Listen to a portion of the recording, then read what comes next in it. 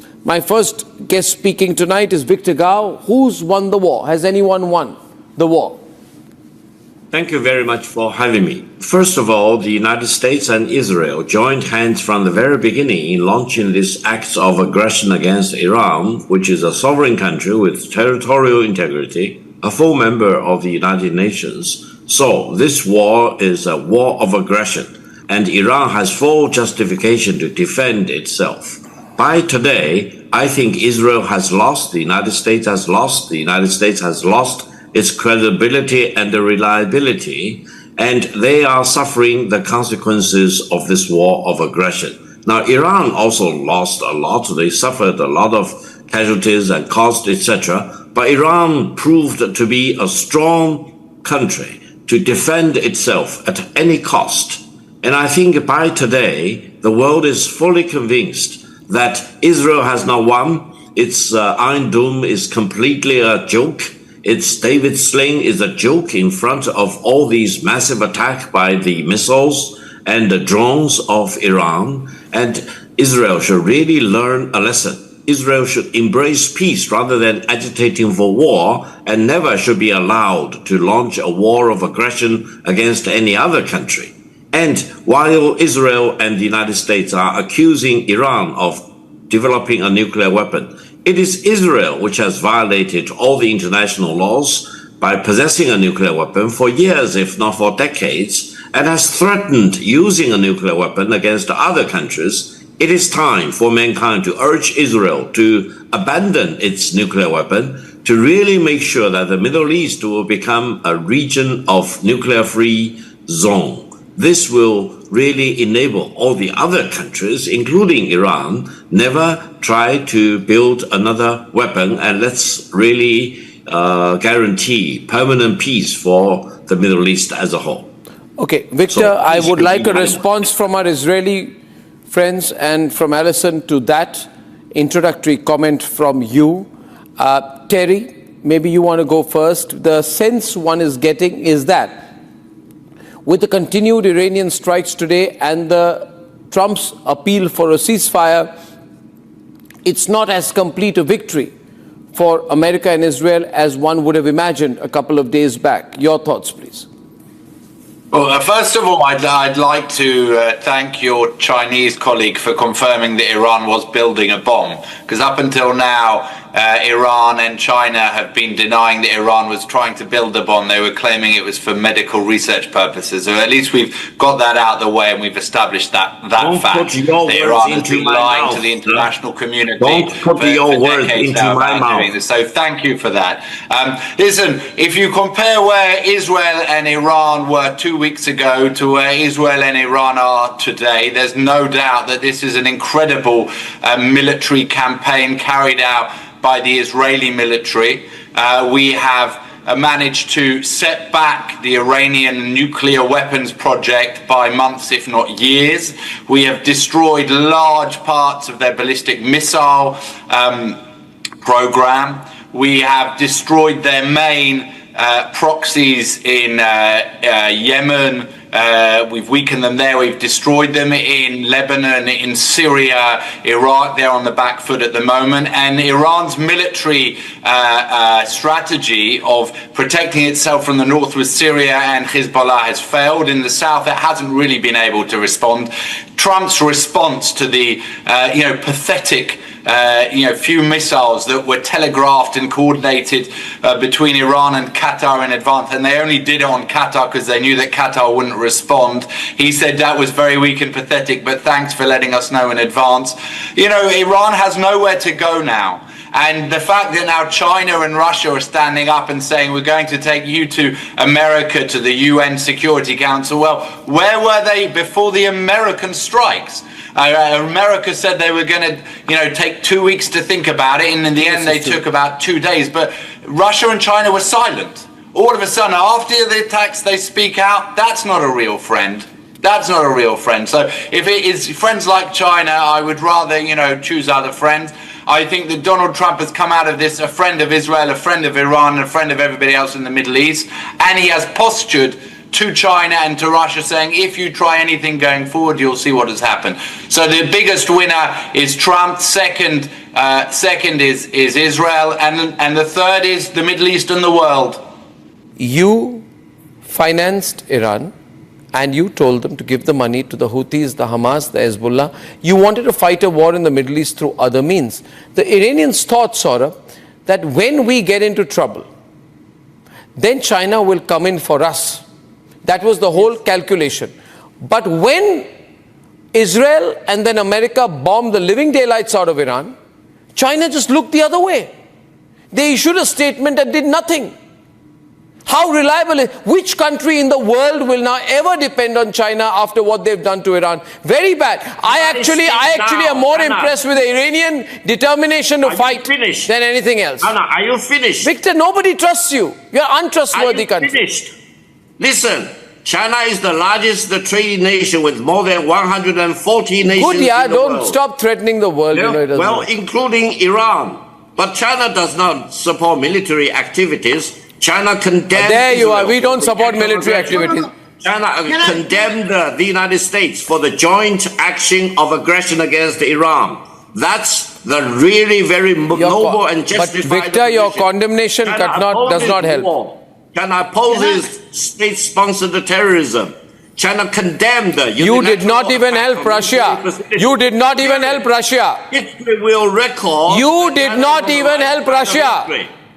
And I hope you will wake up. You tried to gain in trade from Russia. You did not even help Russia. India helped Russia. India helped Russia. India stepped in for Russia. You didn't help Russia. You didn't help Iran. You helped nobody. Did you help Bangladesh when the regime change happened? Did you help Sheikh Hasina when she was threatened by Joe Biden? No. Promotes peace. You don't. Oh, what peace? You don't step in for any country who you promise. You are doing a rebel. Okay, let me tell you this, Victor. IMEC will happen. IMEC is happening. Saudi Arabia, UAE, great nations, Israel, Europe, Italy, India, all are going to be connected. It's not going to help you. It's not going to help you. But people will ask you that if you set up the Iranians for this, did you stand up for them when they were being bombed? When there were threats, to eliminate Ayatollah Khamenei, where was China? Where was China then? Where were you looking? Let's talk about IMEC. Chinese economy is 5 times as big as India. Has India really built good quality highways, railways in India? Yes, we have. Yes, we have. And by the way, you're no longer, let me tell you, you're no longer 5 times as big. By the way, listen to me. By the way, you're no longer 5 times as big. And in purchasing power parity terms, India is a $17 trillion economy. In purchasing power parity terms, we are growing twice as fast as you. Apple is moving out of China and coming to India. Manufacturing across the world is moving out of China and coming back to India. Don't fool yourself. We have more allies in the world. Our military is stronger than you, and our aspirations are greater than yours. You can't even land on the moon, but we do. But we do. I mean, you talk about one sector where you're leading.